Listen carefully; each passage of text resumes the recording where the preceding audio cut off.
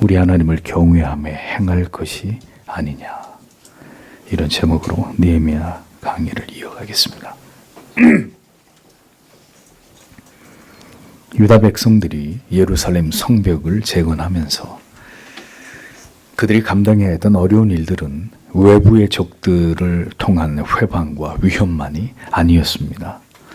성벽 재건이 완성되어 갈 무렵 이스라엘 공동체는 내부적인 갈등으로 인해서 심각한 위기에 직면하게 됩니다. 그것은 바로 유다 백성들에게 찾아온 식량 부족으로 말미암은 경제적인 궁핍으로 계층 간의 깊어진 골이 결국 폭발해버린 바로 이 문제 때문이었습니다. 페르시아의 속국이었던 유다는 중앙정부에서 요구하는 막중한 세금을, 상납금을 감당해야 했기 때문에 백성들에게 세금을 부과하고 있었습니다. 그로 인해서 많은 백성들은 경제적으로 매우 힘겨운 삶을 살아가야만 했습니다. 때마침 심각한 흉년이 들어서 수확할 작물도 거의 없는 가운데서 사람들은 전답과 포도원과 집을 팔아서라도 양식을 사야 했고, 그렇지 않으면 부자들에게 돈을 빌려야만 했습니다. 그런데 돈을 빌려준 귀족들이나 관리들은 적지 않은 이자를 부과함으로써 막대한 이익을 얻고 있었고, 그로 인해서 가난한 평민들의 생활고는 최악의 상황에 이르고 있었습니다. 돈을 빌려도 갚을 능력이 없는 많은 사람들은 결국 부채를 갚기 위해서 자기의 자녀들을 노예로 팔기까지 해야만 했고, 이러한 비참하고 고통스러운 악순환이 계속되어 가고 있는 이런 상황이 전개되고 있었습니다. 이런 비도덕적이고 비윤리적인 행위는 애굽과 바벨론의 포로 상태로부터 이스라엘을 구원하신 하나님의 거룩하신 계명과 그 율례들을 정면으로 위반하고 대적하는 악행이었습니다.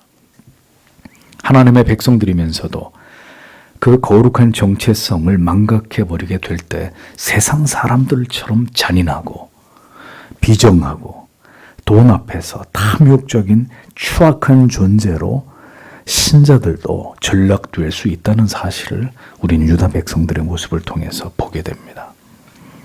하나님께서는 분명히 형제에게 돈을 빌려주었다 할지라도 이자를 받지 못하게 하셨고 동포를 노예로 사지 못하게 하셨습니다. 하나님께서는 이스라엘 백성들이 서로를 노예로 사고 팔지 못하게 하심으로 당시에 다른 어떤 나라와 사회에서도 찾아볼 수 없는 평등하고 서로를 존귀하게 여기고 존중하는, 모두를 대등하게 여기는 매우 수준 높은 사회적인 문화를 이루어 나아가기를 원하셨습니다. 하나님께서는 모두에게 자유와 평등을 주셨고 그들이 하나님의 통치와 보호 아래서 서로를 돕고 섬김으로 하나님의 구별된 백성의 삶을 살아가기를 바라셨습니다. 이를 통해서 여호와 하나님의 통치를 받는 민족의 그 우수성을, 그 차별됨을 이방의 나라들에게 나타내기를 바라셨던 것입니다. 하나님께서 세우신 지도자 느헤미야가 이제 이 문제를 어떻게 해결해 나아가는지를 오늘의 성경 본문은 우리에게 기록하고 있습니다. 무너진 성벽은 다시 쌓으면 되지만 하나님의 백성들 사이에서의 무너진 신뢰와 사랑은 쉽게 다시 회복되기 어렵기 때문에 이 문제를 하나님의 사람 느헤미야가 어떻게 대응해 나아갔는지를 살펴봄으로써 오늘을 살아가는 우리들에게 무엇을 하나님께서 교훈하고자 하시는지를 생각해 보기를 원합니다. 자, 1절에서 4절까지를 다시 보겠습니다. 그리고 백성과 그들의 아내들의 큰 부르짖음이 그들의 형제들 유다 사람들에게 대항하여 있었다. 그리고 어떤 사람들이 말하고 있다. 우리 아들들과 우리의 딸들, 우리가 많음으로 우리가 곡식을 얻도록 하자. 그리고 우리가 먹도록 하자. 우리가 살 것이다. 그리고 어떤 사람들이 말하고 있다. 우리의 땅들과 우리의 포도원들과 우리의 집들을 우리가 저당 잡히고 우리가 흉년을 위하여 곡식을 얻도록 하자. 그리고 어떤 사람들이 말하고 있다. 우리의 왕의 세금을 위하여 우리의 땅들과 우리의 포도원들을 은을 빚냈다. 직역을 하면 이런 의미가 됩니다. 자, 느헤미야 4장이 성벽 재건의 외부적 방해의 문제를 기록하고 있다면 느헤미야서 5장은 내부로부터 발생한 문제에 관해서 기록을 하고 있습니다. 위기를 위기라고 부르는 것은 그것이 총체적이기 때문입니다. 외부에서 비롯된 위기에 불을 끄고 나니까 다음에는 내부의 위기가 심각한 위기가 찾아온 것입니다. 전후 좌우 안팎으로부터 총체적인 위기의 상황이 도래하기에 이러한 어려움이 찾아오게 되면 대부분의 사람들은 멘탈을 지키기가 어려워집니다. 언제나 신자는 이 세상을 지나가는 가운데 때때로 이와 같이 안팎으로 위기와 어려움에 직면할 수 있다는 것을 염두하고 살아가셔야 합니다. 그리고 그 모든 어려움들은 다름 아닌 우리에게 하나님을 향한 절대적인 믿음과 하나님을 의지하는 법을 가르치시고 훈련하시기 위한 하나님의 특별한 섭리 가운데 벌어지는 일들이라는 것을 잊어서는 안 됩니다. 내부의 문제란 같은 유다 백성들 안에서의 문제였습니다. 즉 유다 백성 가운데 가진 자들과 가진 것이 없는 자들 사이에서의 갈등의 문제였습니다. 유다 백성들 가운데 많은 이들은 그들이 지금 당하고 있는 이 경제적인 궁핍을 견딜 수 없어서 그들의 아내들과 더불어서 크게 소리를 높여서 같은 동포인 다른 유다 사람들을 향해서 원망을 쏟아내고 있었습니다. 그러니까 이스라엘 공동체 안에서 어떤 간과할 수 없는 중대한 문제가 지금 발생했다는 것을 알 수 있습니다. 아내들까지 절규할 정도이면 그 상황이 매우 절망적이고 처절하리만큼 심각하다는 것을 방증하는 것입니다. 그 문제의 원인은 다음과 같았습니다. 바사 제국은 그 속국인 유다에게 매년 엄청난 양의 곡물을 거두었기 때문에 유다 백성들은 이것을 충당하기 위해서 매우 힘겨운 삶을 살아가고 있었습니다. 그런데 포로 생활에서 귀환하는 사람들의 수가 늘어나게 되자 그들의 자녀들까지 많은 인원들이 급격히 유다 사회에 유입되게 되었고 그로 인한 식량 공급이 원활히 이루어지지 못하는 이런 상황에 이르게 된 것입니다. 거기다 설상가상으로 흉년까지 들었던 거죠. 뿐만 아니라 이미 많은 사람들이 성벽 중수 작업에 투입이 되어 있었던 터라 더더욱 생계의 문제를 해결할 수 없는 이런 어려움들이 중첩된 것입니다. 어떤 이들은 자녀가 많은데 곡식이 없으니 살아남기 위해서 곡식을 얻어먹을 수밖에 없는 매우 궁핍한 상황에 대해서 한탄하고 있었고 또 어떤 이들은 밭과 포도원과 집을 전당이라도 잡아서 흉년 가운데 곡식을 얻기를 원하고 있었습니다. 또 어떤 사람들은 밭과 포도원으로 돈을 빚내서 세금을 바쳤다고 푸념을 늘어놓고 있었습니다. 2절에서 4절까지 기록되어 있는 유다 백성들의 불만의 원인은 모두 심각한 채무 때문이었습니다. 이러한 문제가 발생하게 된 원인은 늘어나는 인구에 비해서 턱없이 부족한 곡식 생산량 때문이었습니다. 곡식 값이 오르니 결국 이것을 해결하기 위해서 가난한 사람들은 재산을 전당 잡혀서라도 곡식을 사야 됐고 빚을 내서 세금까지 내야만 하는 이런 어려운 일들이 겹겹이 가중됐던 것입니다. 이런 상황 속에서 자연히 고리대금업자들이 생겨날 수밖에 없게 된 것이고 그들은 다름 아닌 같은 유다 백성들 중에 귀족들과 고위 관리들이었기 때문에 백성들의 분노와 원망의 소리가 높아질 수밖에 없었던 것입니다. 유다의 대부분의 사람들은 토지를 소유하지 않은 소장농 또는 임금을 받는 노동자들이었습니다. 그런데 가정의 남자들이 성벽 재건 공사를 위해 집을 비웠기 때문에 당연히 생계의 문제가 생겨날 수밖에 없었던 것이죠. 성벽 재건이라는 분명한 목적과 당위만을 위해서 외부의 적과 대치하면서 여기까지 달려온 느헤미야는 지금 유다 백성들 안에서 급격히 확대되고 있는 이 중요한 갈등의 뇌관을 간과하고 있었던 것입니다. 다시 말하지만 위기가 위기일 수밖에 없는 것은 동시다발적으로 힘들고 어려운 일들이 발생하기 때문입니다. 한 가지 문제를 해결하고 난 뒤에 또 다른 문제가 생기면 어떻게 해볼 도리가 있겠지만 동시에 여기저기서 문제가 터져나기 시작하면 감당하기가 어려워집니다. 그런데 하나님께서 때때로 그렇게 우리를 몰아가실 때가 있다는 것입니다. 정말 아무것도 할 수 없고 무엇부터 해야 될지 머릿속이 하얗게 되는 그런 상황 속으로 하나님이 자기 백성들을 던져 넣으실 때가 있다는 것입니다. 이러한 때를 통해서 우리는 하나님을 향한 간절한 기도를 배우게 되는 것이고, 그렇게 익힌 기도를 통해서 또다시 인생의 어려운 날들을 하나님을 향한 강력한 기도로 하나님의 도우심으로 그것을 능히 넘어가고 지나갈 수 있는 이런 믿음의 비법을 성도들이 배우게 되는 것입니다. 식량의 부족 문제를 해결하기 위해 보통 사람들이 할 수 있었던 일은 재산을 전당 잡아서 혹은 그것을 보증으로 돈을 빌리는 일이었습니다. 흉년으로 인해서 식량 부족으로 가격이 크게 오르면 여러분, 고통을 받는 사람들은 당연히 서민들이겠죠. 반면 가진 자들은 충분히 곡식을 비축할 수 있었기 때문에 흉년이 와도 부자들이나 고위 관리들은 문제가 없었을 것입니다. 오히려 이때 바로 비축했던 창고를 열어서 풍미를 취하면서 식량을 팔기도 했을 것입니다. 결국 빈익빈 부익부의 현상이 생겨날 수밖에 없었겠죠. 유다 백성들 가운데 많은 사람들이 바로 이러한 채무로 인해서 고통을 당하고 있었고 결국 이것이 폭발하게 된 것입니다. 5절을 이어보십시오. 그리고 이제 우리의 육체는 우리의 형제들의 육체 같다. 우리 아들들은 그들의 아들들 같다.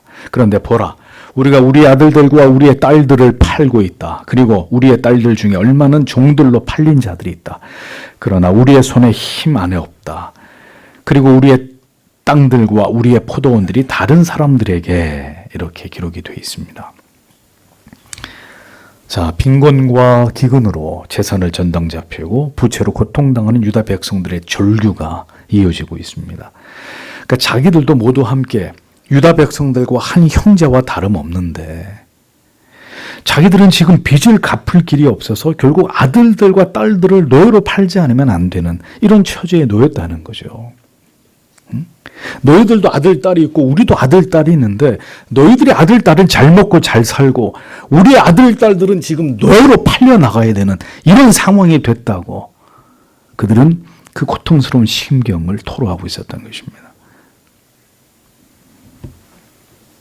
이미 딸들 중에 종으로 팔려 나간 자들이 있다고 자기들이 당하고 있는 이 현실에 대해서 이야기를 합니다.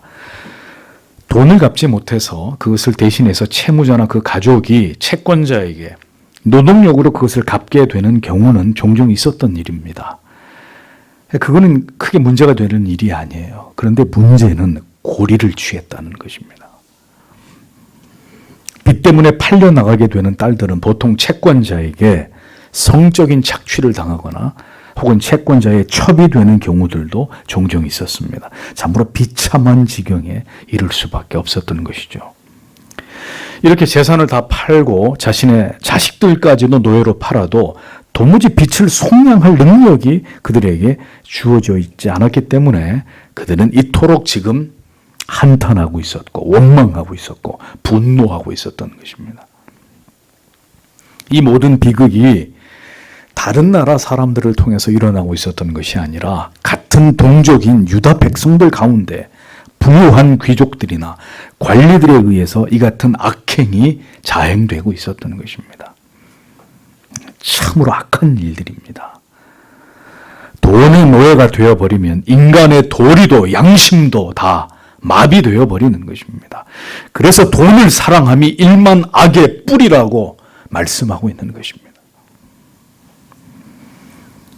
어떻게 다른 나라의 포로로 끌려갔던 자들이 하나님의 은혜로 다시 돌아올 수 있게 된 것만 해도 감사하고 다시 성전과 성벽이 준수된 것으로도 참으로 기뻐할 일이 아닐 수 없는데 이러한 감격적인 상황에서 도리어 같은 동포의 고열을 빨면서 이득을 취하는 자들이 유다 사회에 그것도 지금 계급층의 그런 자들이 있었다는 것은 쉽게 상상이 되지 않는 일입니다.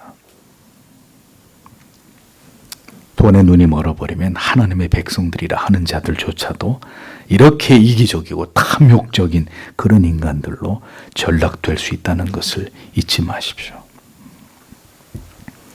사회 지도층의 권력형 비리나 돈을 가진 자들의 그릇된 재산 증식에 불법하고 악한 관행들은 성도 여러분, 모든 시대 속에 모든 나라 가운데 등장했던 뿌리 깊은 악입니다.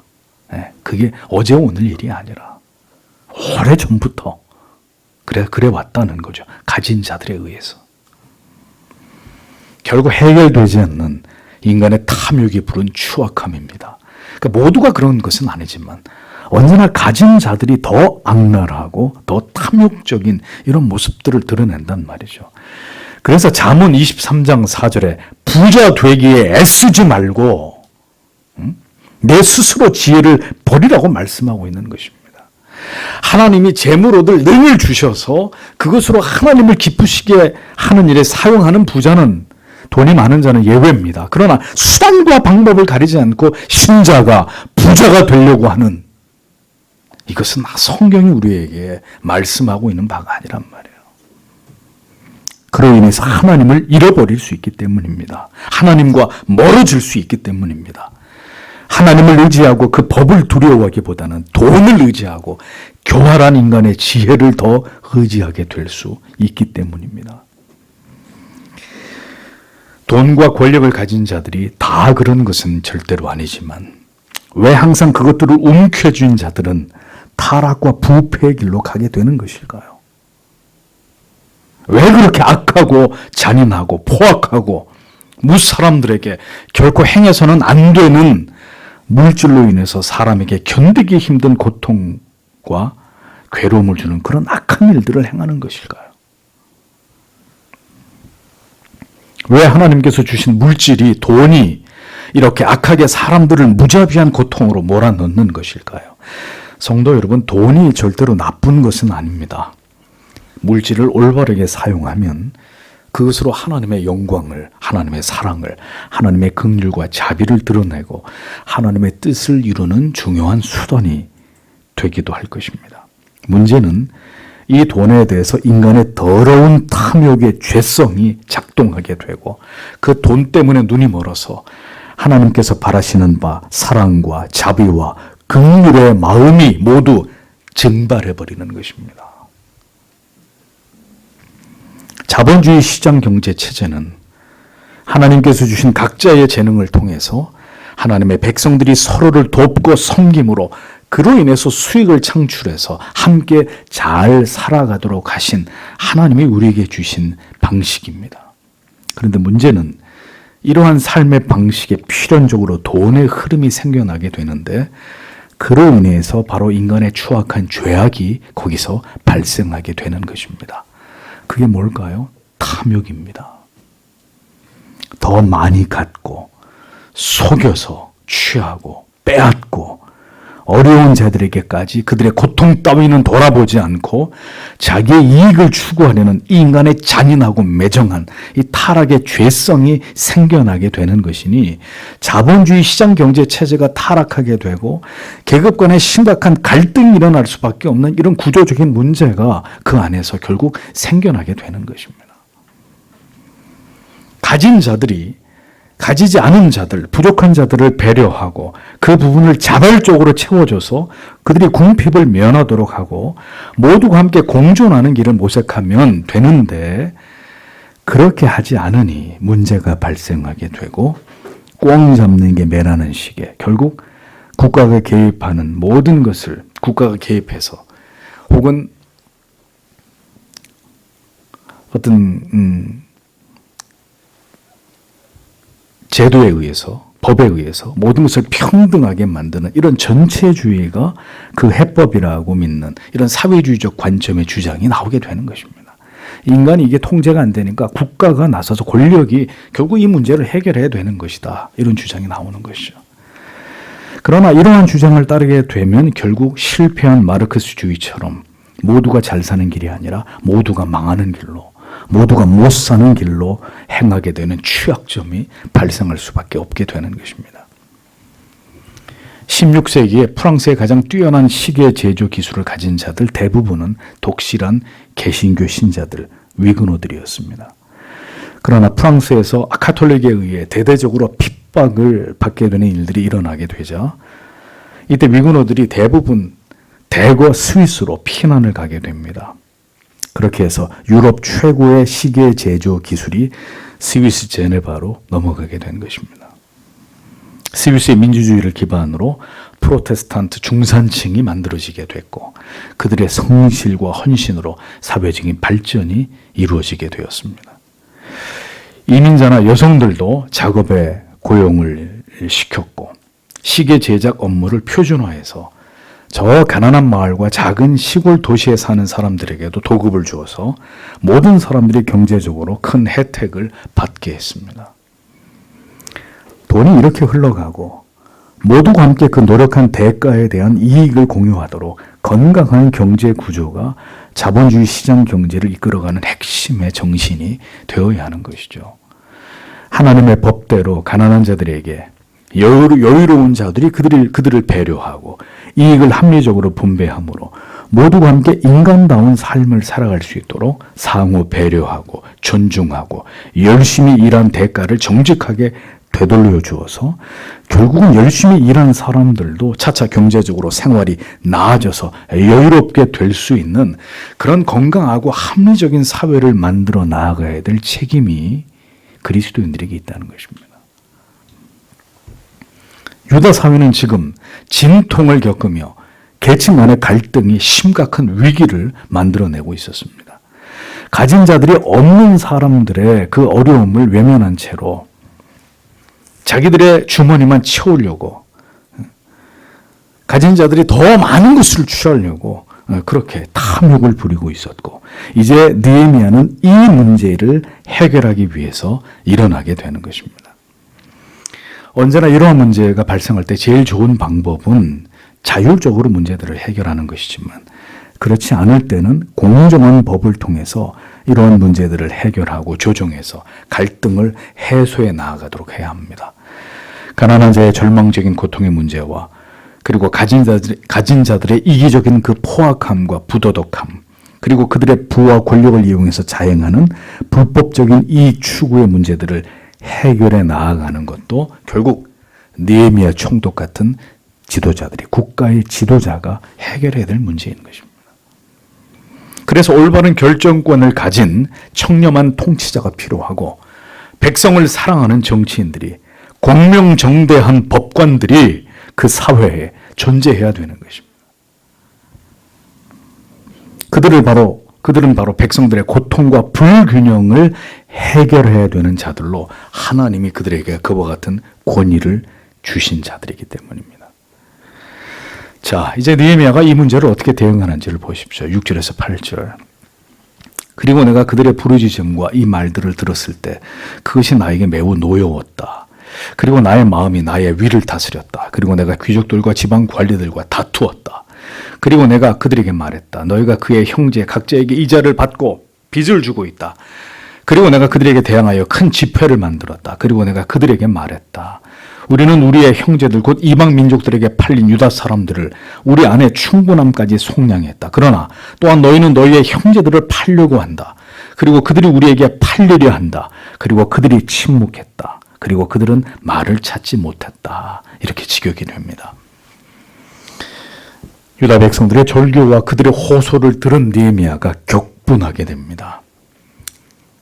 그리고 중심에 계획했다고 기록되어 있습니다. 이 말을 직역하면 나의 마음이 나의 위를 다스렸다 이런 뜻인데 그러니까 유다의 귀족들과 관리들의 악행에 대해서 고통당하는 이 백성들의 소리를 듣게 된 느헤미야가 매우 분노했는데 한편 이 문제를 결코 감정적으로 다스리지 않았다는 것입니다.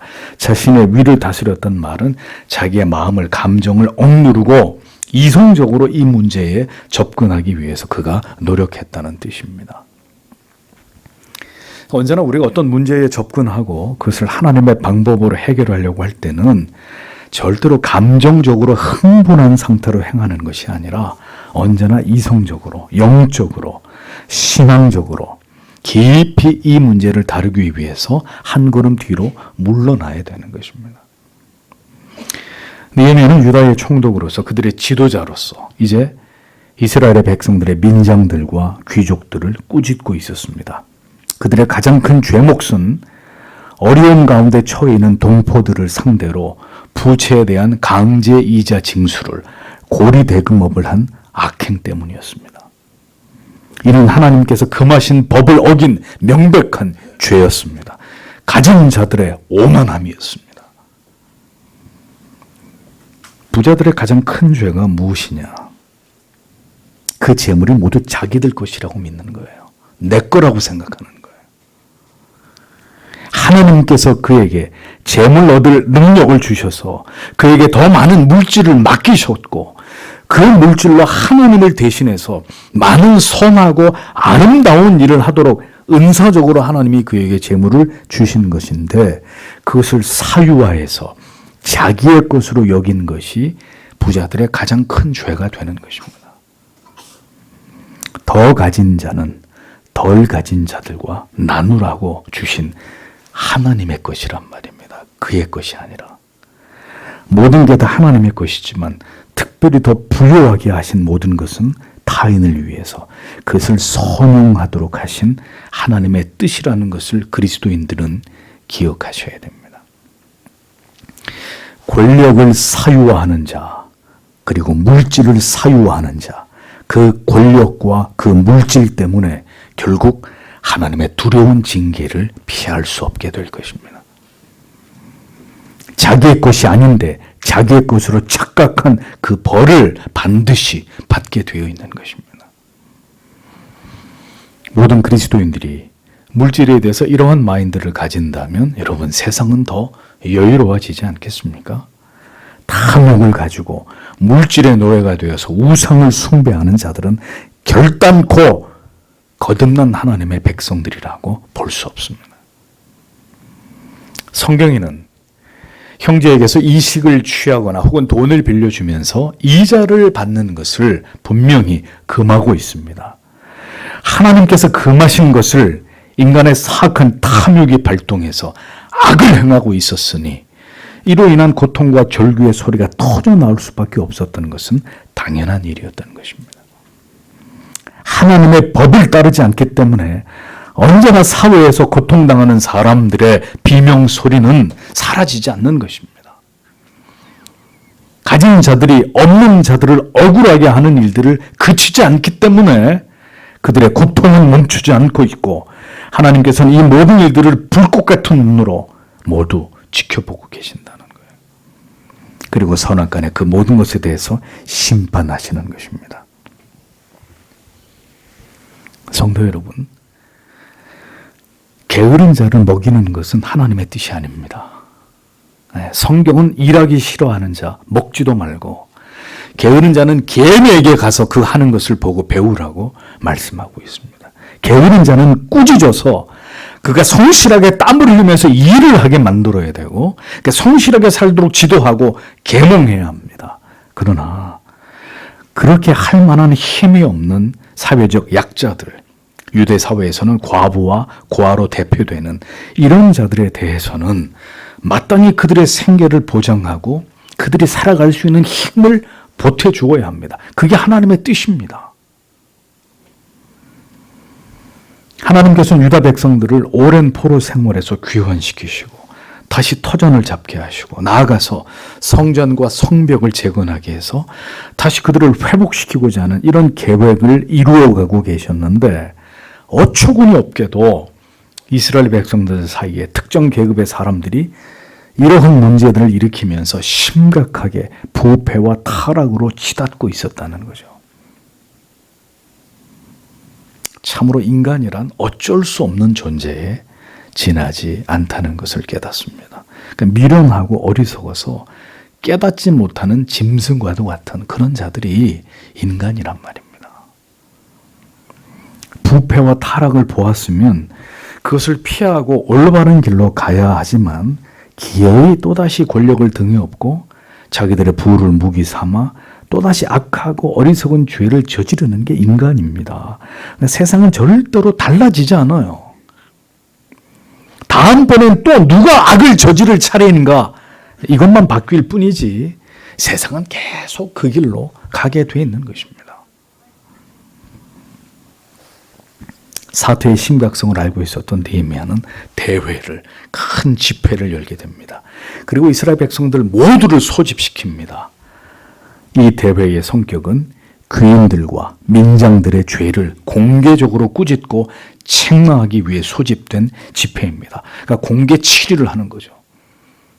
불평을 말하는 평민들과 그리고 그 당사자, 죄를 저지른 귀족들과 관리들 다 세워놓고 공개적으로 이들의 죄에 대해서 느헤미야가 책망을 하고 있었던 것입니다. 그들의 뼈를 때리는 말을 하고 있었던 것이죠. 그 내용은 느헤미야는 당시 어떻게 해서든 이방인들에게 포로되었던 이스라엘 백성들을 다시 이스라엘로 돌아오게 하기 위해서 최선을 다하고 있었는데, 본토에 돌아온 이스라엘 백성들 중에는 귀족들과 관리들이 동포를 상대로 율법이 금지하고 있는 사람들을 노예로 사고 팔고 이자를 받고 이런 짓거리를 지금 하고 있었다고 느헤미야가 크게 이것을 꾸짖고 있었습니다. 너희는 너희의 형제를 팔고자 하느냐, 더구나 우리의 손에 팔리게 하겠느냐, 꾸짖고 있었습니다. 느헤미야는 이것을 신랄하게 비판하면서 책망했습니다. 그러자 하나님의 사람 느헤미야의 이 영적인 권위 아래서 모두가 잠잠하면서 유구무원이 됐습니다. 그들은 그들이 지은 죄악을 깊이 깨닫고 뉘우치기 시작했던 것입니다. 하나님의 지엄하신 책망이 하나님의 사람의 입을 통해서 날카로운 검처럼 두렵게 전해지고 있었기 때문입니다. 하나님의 사람 느헤미야 총독의 입장에서, 그리고 선지자적인 사명감으로 그는 민장과 귀인들을 지금 엄히 꾸짖었습니다. 회중들의 죄에 대해서 엄중하게 책망하고 꾸짖는 것 또한 지도자의 책임이고 지도자의 사명입니다. 누군가는 그렇게 죄를 죄라고, 악을 악이라고 소리쳐야 합니다. 그렇게 하지 않으면 그 사회가, 그 나라가 필연 망하게 되는 거예요. 하나님의 징계를 받는 길로 갈 수밖에 없는 것입니다. 회중들의 죄에 대해서 간구하고 가진 자들의 눈치나 보는 자를 하나님은 절대로 당신의 종이라고 인정하지 않는 분이십니다. 또 한 가지, 비록 악행을 일삼기는 했지만 하나님이 세우신 권위 앞에서 자기들의 죄가 벌거벗겨진 듯이 공적으로 드러나고 있음에도 이것을 모두 수용하고 그 책망에 대해서 수긍하면서 침묵으로 자신들의 모든 잘못을 수용하는 이 귀인들과 민장들의 모습 역시도 하나님의 백성들에게서 반드시 요구되는 중요한 덕목이라는 것을 우리는 기억해야 합니다.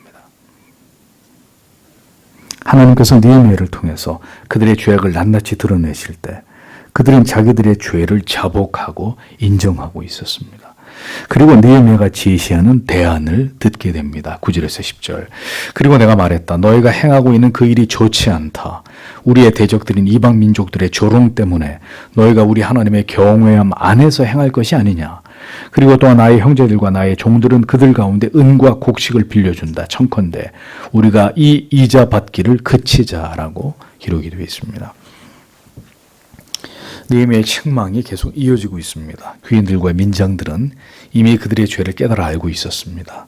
그러나 그 정도에서 그치지 않고 느헤미야가 거듭 꾸짖습니다. 소위가 좋지 못하다라는 의미는 그들의 행위가 매우 사악했다는 것입니다.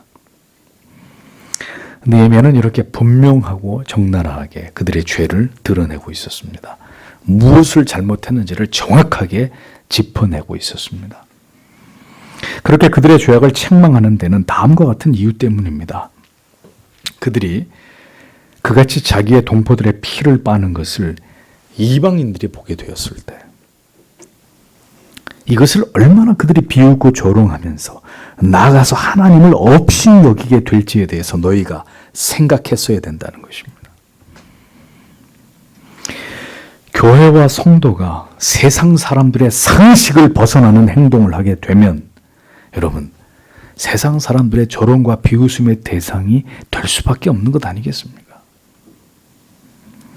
교회가 하나님의 법을 우습게 여기고 불법과 편법을 서로 행하면서 그것으로 쟁투하고 분열하고 대립하게 되면 믿지 않는 자들도 행하지 않은 그런 악을 일삼고 부끄러운 일을 행하게 되면 그것은 모두 세상 앞에서 하나님의 이름을 욕되게 하는 일이 되고 마는 것입니다.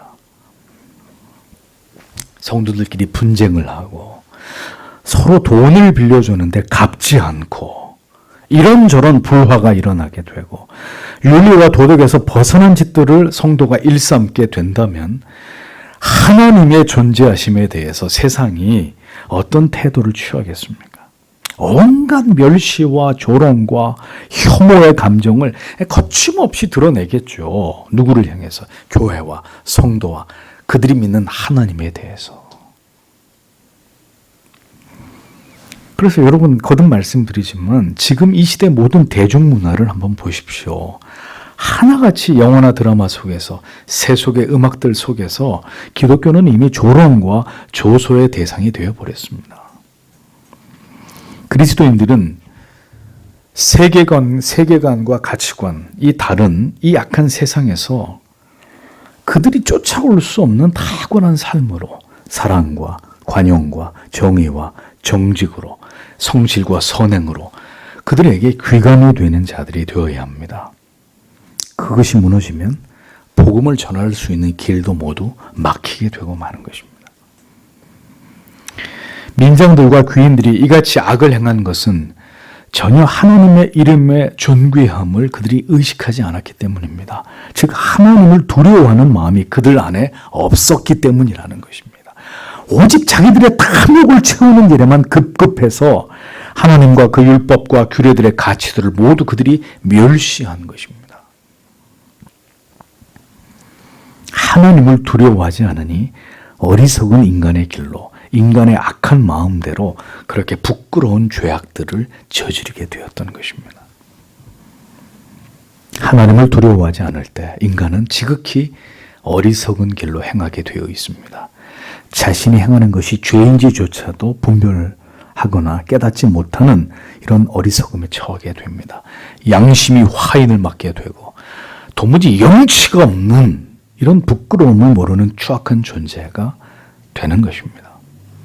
목적을 위해서는 수단과 방법을 가리지 않는 파렴치한 일들이 보편적인 일들로 되어버리는 이런 사회가 만들어지게 되는 것입니다. 지극히 그 영혼이 아둔해지고 어리석어짐으로 인해서 하나님의 백성이라고는 믿어지지 않는 이런 판단과 사고와 행동을 일삼게 되는 것입니다.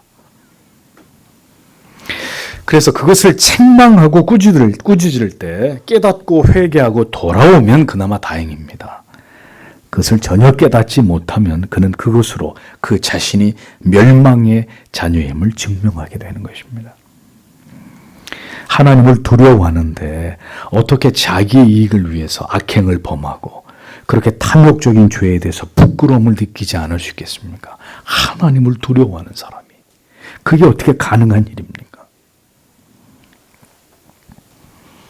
하나님 경외함을 잃어버릴 때 인간은 타락하고 부패하며 자기 자신만을 생각하는 이기적이고 탐욕적인 존재로 전락하게 되는 것입니다.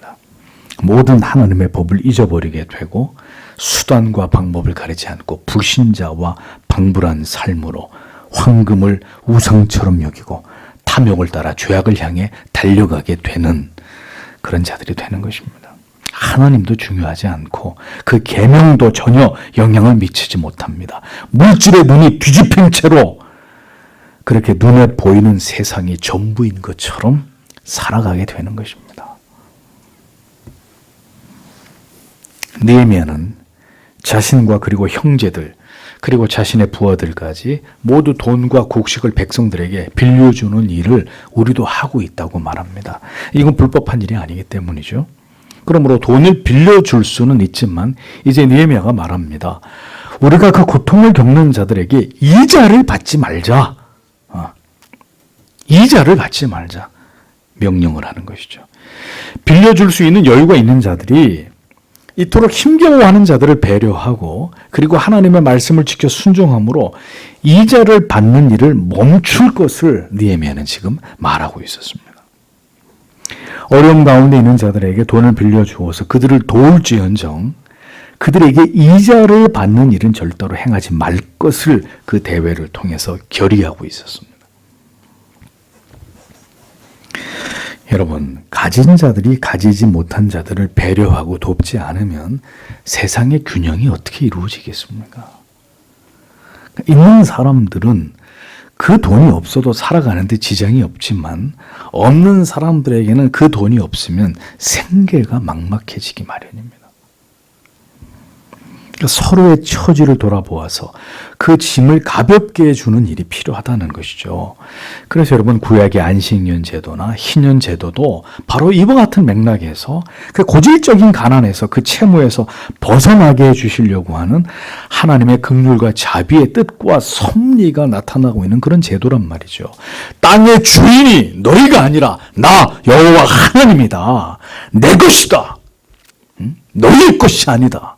그것으로 누군가를 계속 궁핍의 괴로움 가운데 두는 것이 내 뜻이 아니라고 하나님은 이런 제도를 통해 이스라엘 백성들에게 말씀하시는 것입니다. 너희 것이 아니라는 거예요.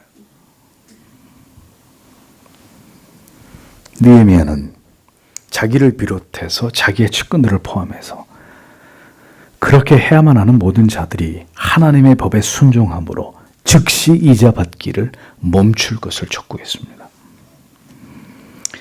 하나님의 말씀에서 기어이 한 발 더 나아가려고 하는 것이 인간의 탐욕이에요.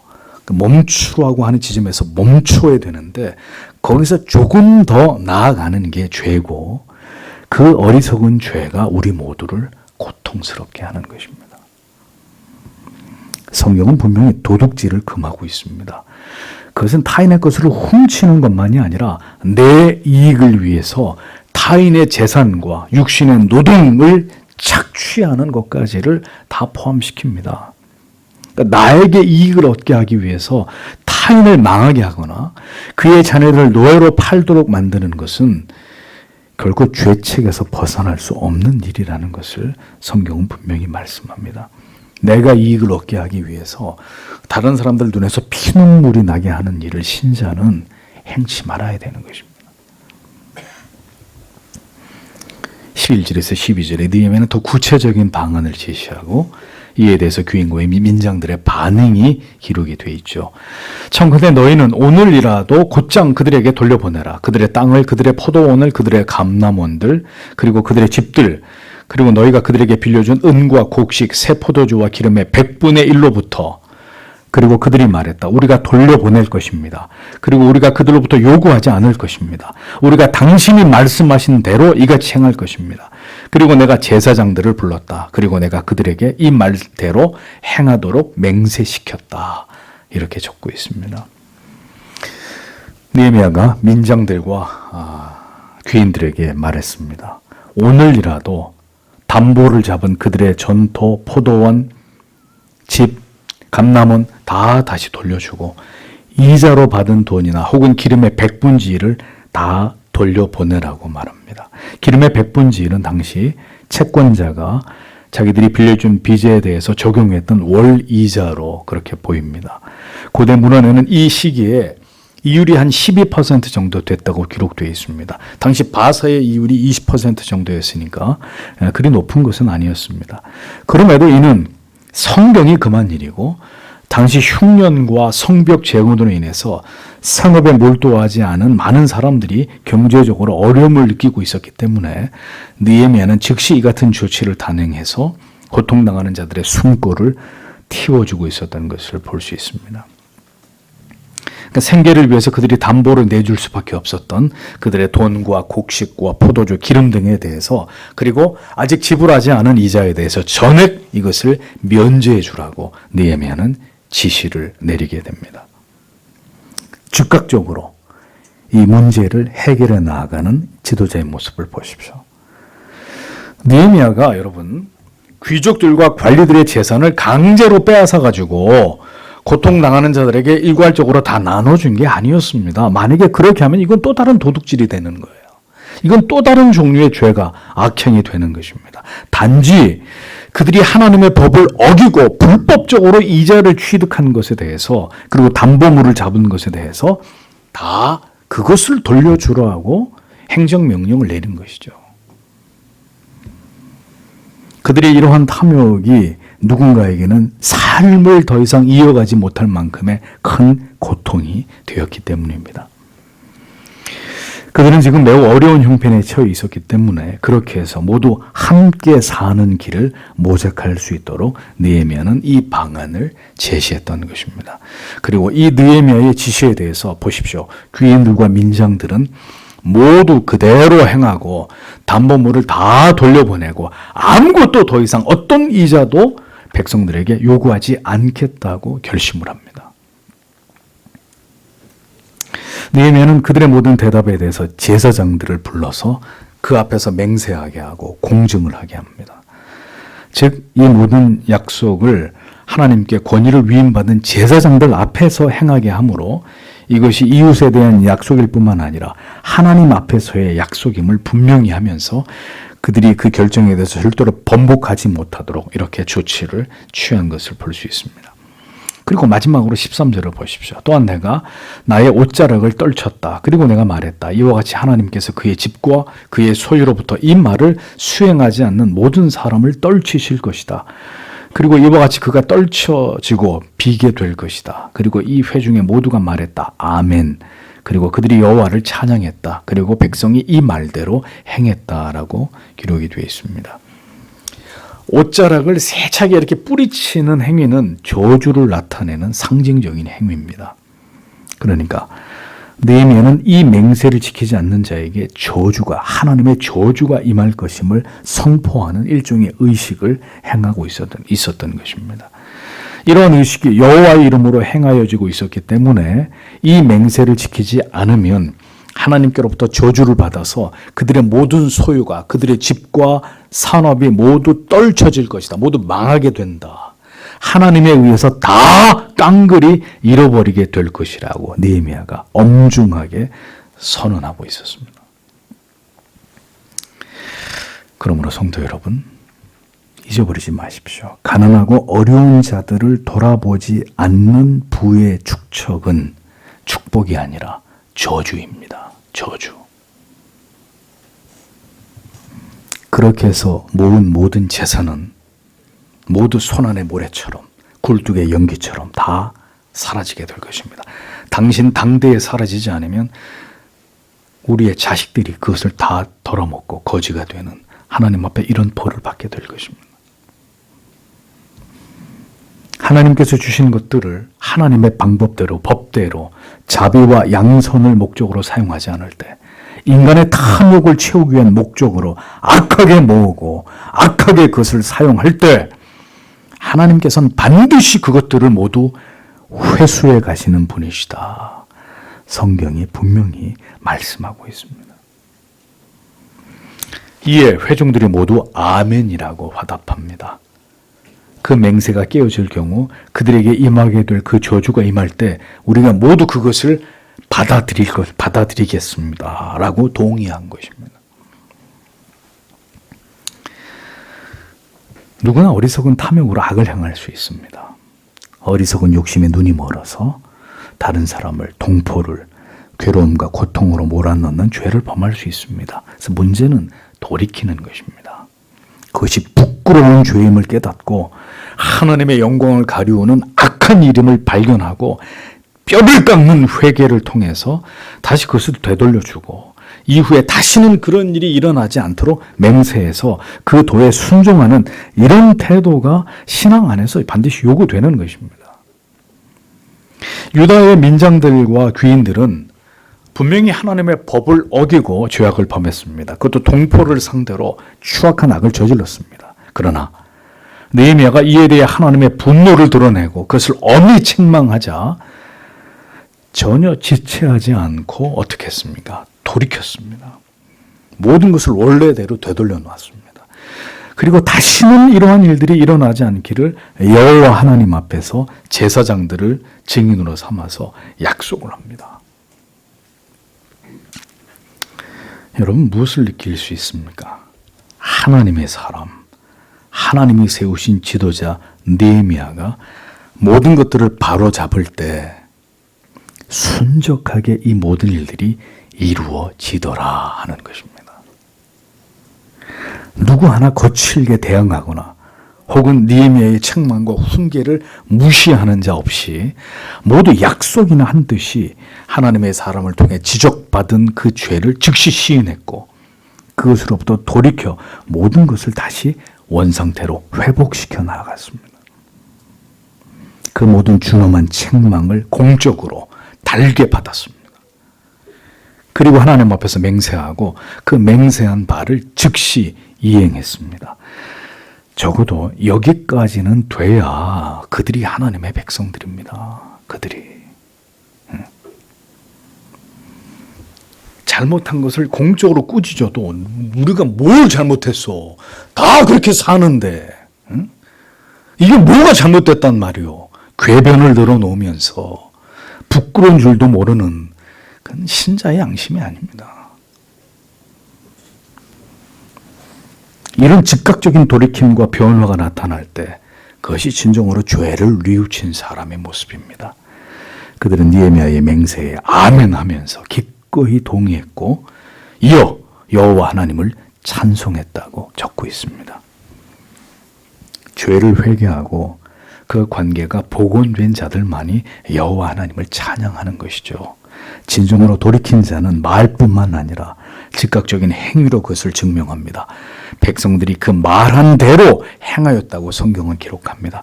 그렇게 됨으로 인해서 다시 하나님과의 관계가 회복되고 그들의 영혼까지 다시 살아나게 되는 결과를 얻게 된 것입니다.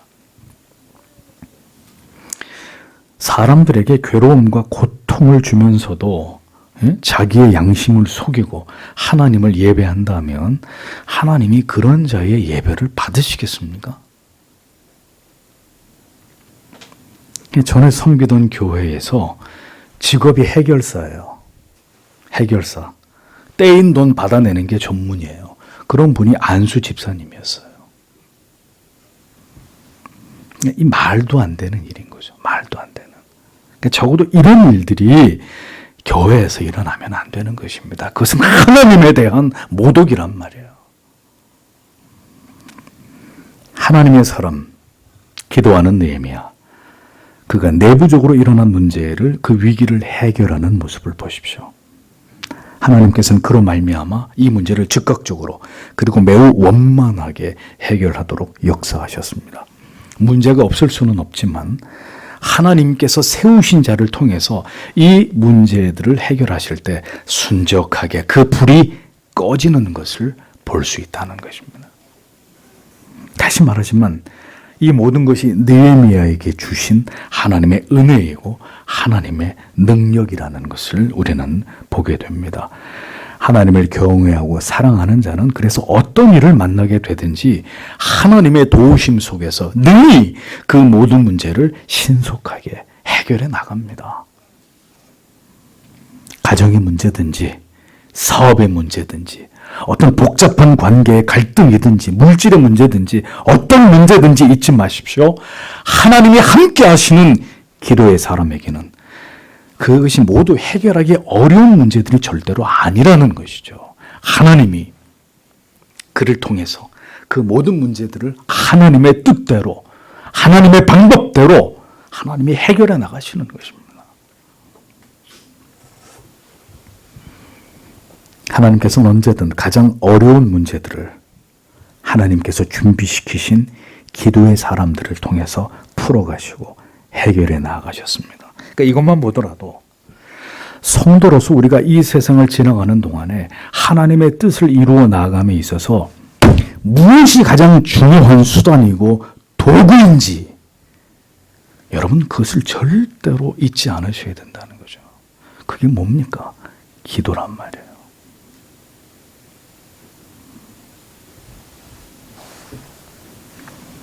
우리의 인생에서 만나게 되는 모든 어려운 문제들은 우리를 괴롭고 고통스럽게 하기 위한 것이 결코 아닙니다. 그 모든 문제 속에서 하나님을 찾고 바라보게 하심이 그 이유입니다. 하나님의 법을 떠나 부지불식간에 우리가 저질렀던 그 모든 죄를, 우리의 힘으로 중단할 수 없는 그 죄를 하나님께서 끊게 하시기 위함입니다. 그러므로 그러한 갈등과 해결하기 어려운 문제를 우리에게 주신 하나님을 바라보아야 합니다.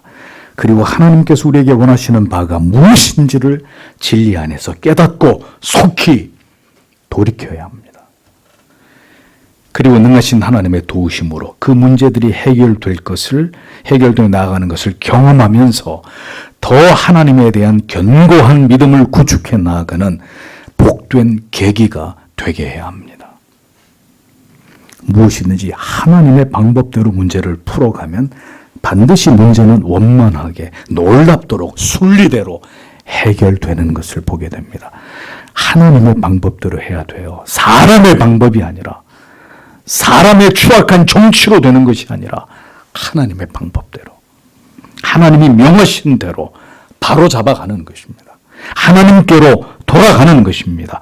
인류의 모든 산적한 문제들은, 이 모든 혼란과 고통과 괴로움은, 절망은 그들이 하나님을 버렸기 때문입니다.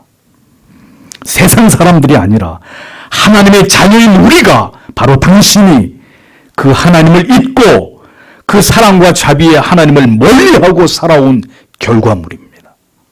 세상이 왜 이렇게 돌아가느냐고 한탄하지 마십시오. 누구를 원망하는 것입니까? 그리스도인들이, 교회가 하나님을 버린, 진리를 버린 결과란 말입니다. 주께서 지극히 사랑하시는 성도 여러분, 하나님께 물으십시오. 어떻게 이 문제를 해결하는 것이 하나님의 뜻이고 하나님의 방법인지를 기도의 자리에서 간절히 하나님을 찾으십시오. 하나님께서 지혜를 주시고 그 문제를 해결하실 길을 여실 때 문제는 해결되고 걷잡을 수 없는 상황은 이내 잠잠해지고 다시 평안이 찾아오게 되는 것입니다. 그리스도인으로서 어떻게 경제활동을 하고 어떤 방법으로 성도는 이 땅에서 이윤을 추구하는 것이 바람직한 것인지, 언제나 우리 주변에 있는 도움의 손길이 필요한 자들에게 우리는 어떤 너그러운 마음을, 그리스도께서 주신 그 너그러운 마음을 가져야 되는지를 생각하십시오. 그것은 우리가 이 세상을 지나가는 동안에 하나님의 사랑이 흘러가는 통로가 되는 삶을 이 땅에서 살아야 될 의무와 책임이, 사명이 우리에게 있기 때문입니다. 그것이 하나님을 영화롭게 하고 그의 나라와 의를 구하는 성도의 삶의 이유와 목적이기 때문입니다. 성도 여러분, 우리 모두 이 진리를 기억하면서 우리의 삶 속에서 더 하나님 사랑과 이웃 사랑의 대의를 실천하면서 하나님께 영광을 돌리는 하나님의 자녀의 삶이 될 수 있도록 오늘도 하나님께서 우리를 붙드시고 우리에게 은혜를 베풀어 주셔서 그 길로 행할 수 있도록 도우시기를 오늘도 주신 말씀을 생각하면서 다 함께 간절히 기도하기 원합니다. 기도하겠습니다.